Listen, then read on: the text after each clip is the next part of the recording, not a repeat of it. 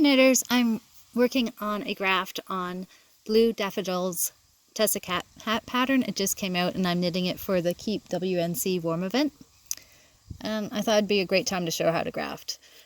Once you get going, the sequence is up, up, slip off, down, down, slip off. But getting going is a little bit trickier. So I'm going to go up the first stitch, and on the very first stitch only, I go up the imaginary stitch that's not there, and then down, and then down, and slip off. Up, up,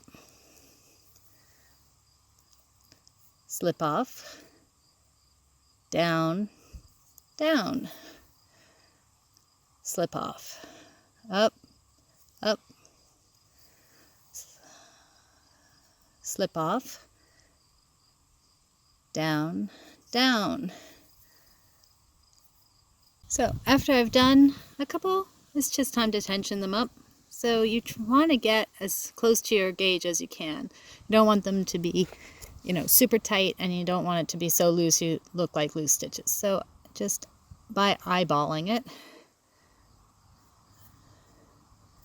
try to make the stitches the same gauge as those below on either side.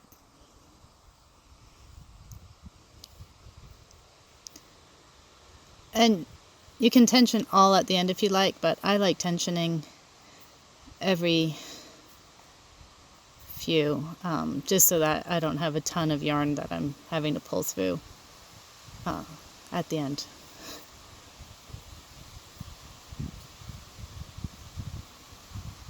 Just like that. Come to one of just a couple of purls, and you can just continue to knit graft over them. But if you want to make it flawless and match your stitches, it does change the sequence. Instead of going up, up, down, off, down, down, off, when you're ready to start your first purl, it's a down, and then I'm finishing up this knit, so I'm going up. And I'm starting this purl, so instead of going down, I'm going up.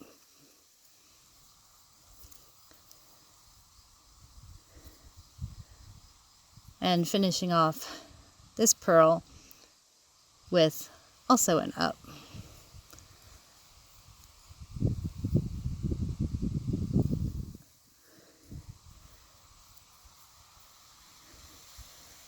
So there you see the purl. And now I'm back to stockinette. So it's up again. And I'm finishing off this purl. So it's down. And I'm starting a knit. So it is down. And back to my original sequence.